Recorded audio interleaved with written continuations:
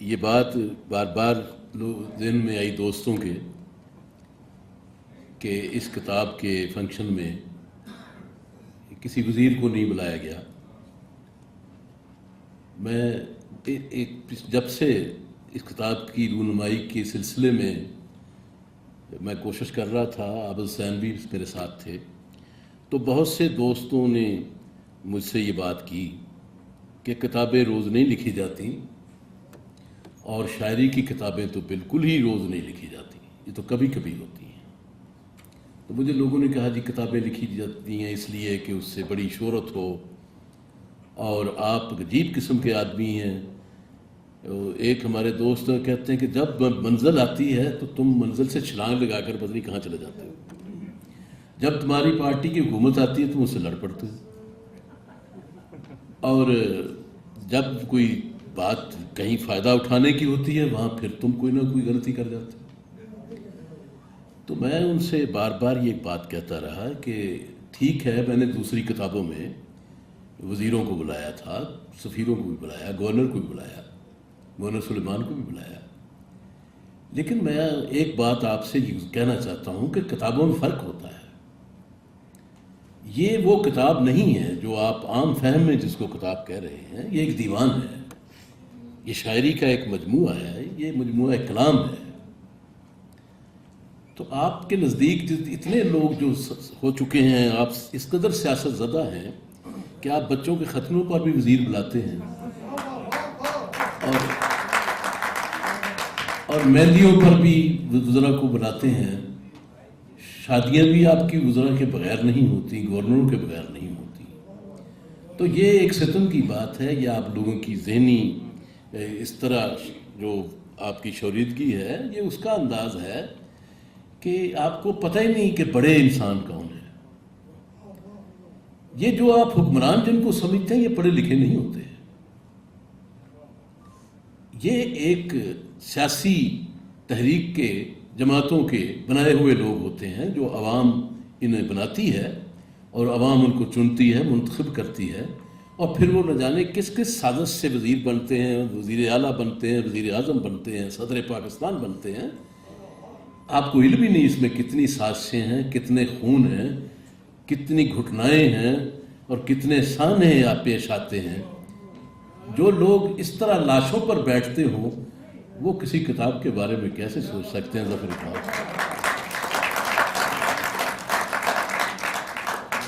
اور ان کو کتابوں پر بلانا کس قدر کتنی بدتمیزی ہو سکتی ہے، اس کا احساس میں نے کیا ہے.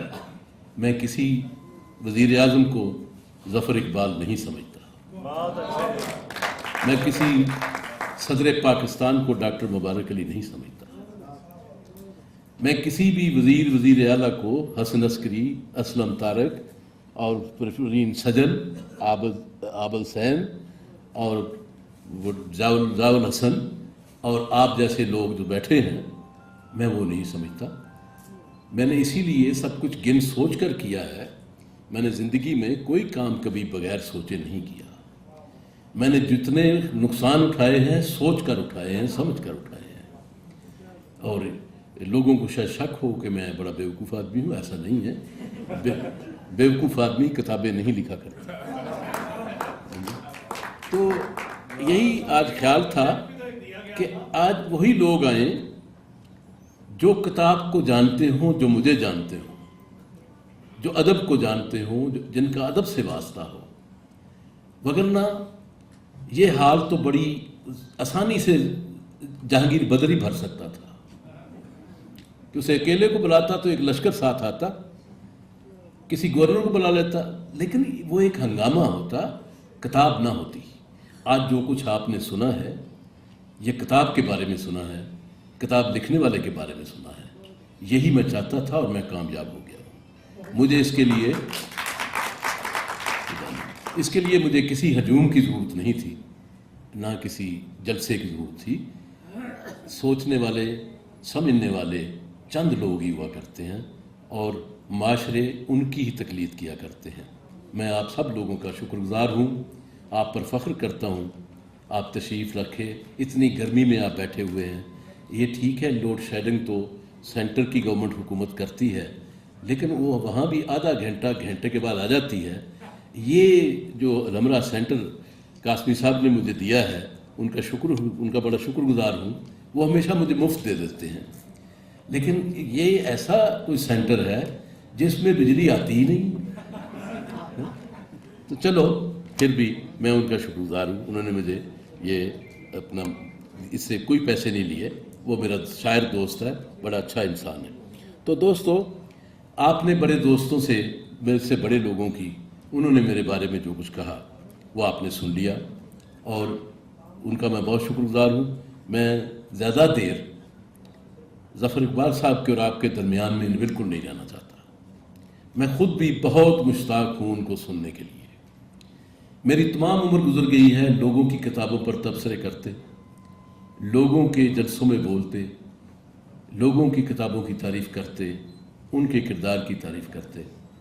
آج پہلا موقع میرا بھی ہے کہ میں سوچتا ہوں کہ میرے دوست میرے لیے بات کر رہے ہیں، اور خاص طور پر جب ظفر اقبال صاحب جیسے بڑے شاعر، جو میرے عہد کے بڑے شاعر ہیں، جن کو میں اپنے عہد کا الیگزینڈر کہا کرتا ہوں، شاعروں کا شاعر کہتا ہوں، تو ان کی باتیں سننے کے لیے میں زیادہ بےتاب ہوں۔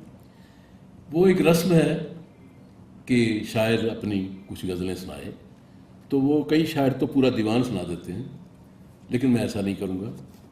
میں آپ کو 2 غزلیں سنا دیتا ہوں، زیادہ سے زیادہ، ہاں 2 سناتے ہیں کہ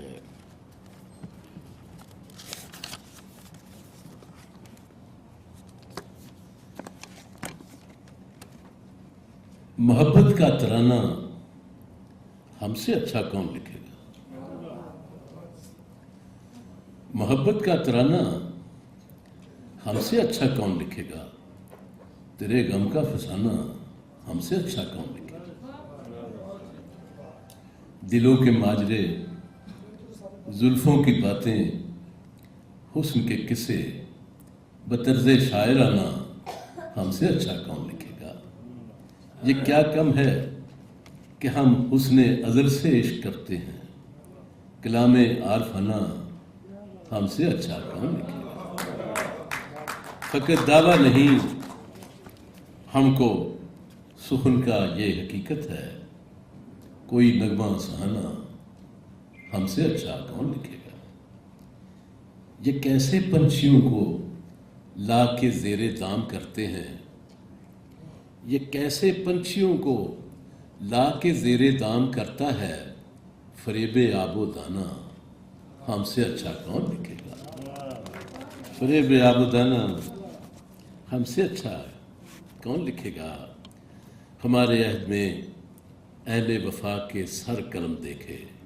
ستم یہ غاصبانہ ہم سے اچھا کون لکھے گا، اور ستون دار پر بھی عشق کا سر خم نہ ہو پایا، یہ قصہ باغیانہ ہم سے اچھا کون لکھے گا، بجرم حق پرستی کن کے سر نیزوں پہ تھے اسلم، ستم ہائے زمانہ ہم سے اچھا کون لکھے گا۔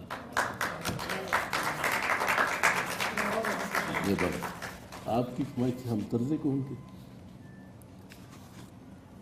ہم طرز کہن کے عادی ہیں ظفر صاحب، ہم طرز کہن کے عادی ہیں، اور زیست کے ہیں سامان نئے، ہم سیل بلا سے واقف تھے، اب آتے ہیں طوفان نئے، تم کیسے آج کی دنیا پر ماضی کو مسلط کرتے ہو، تم کیسے آج کی دنیا پر ماضی کو مسلط کرتے ہو، ہر دور کے اپنے مذہب ہیں، ہر عہد کے ہیں ایمان نئے، ہر دور کے اپنے مذہب ہیں، ہر عہد کے ہیں ایمان نئے، یہ ہم اور آپ تو دنیا کو ایک حال میں رکھنا چاہتے ہیں،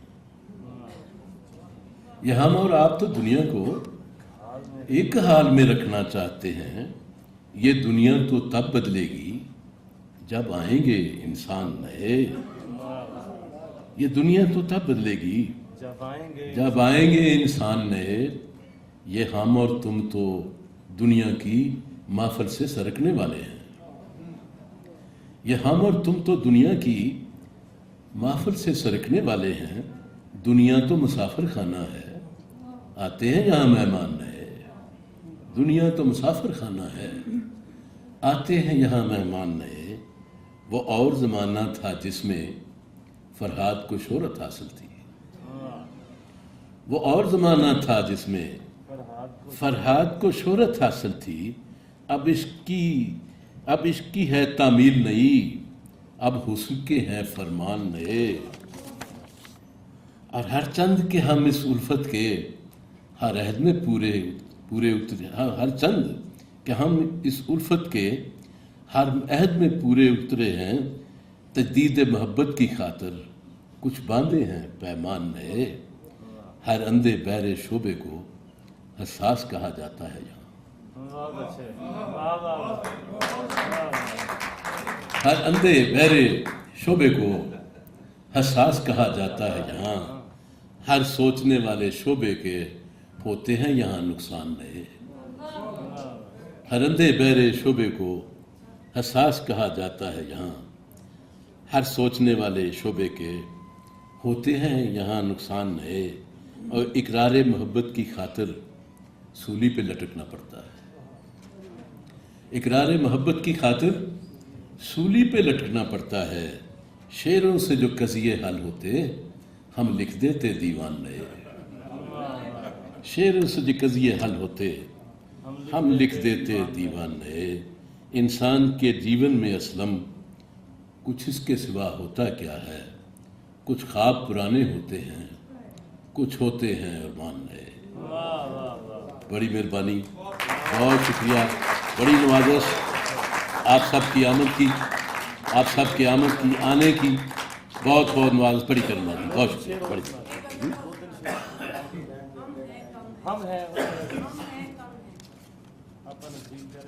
اچھا میں دیکھیے میں بہت ان کا احسان مند ہوں، وہ کس حالت میں بیٹھے ہوئے ہیں یہ میں ہی سمجھتا ہوں۔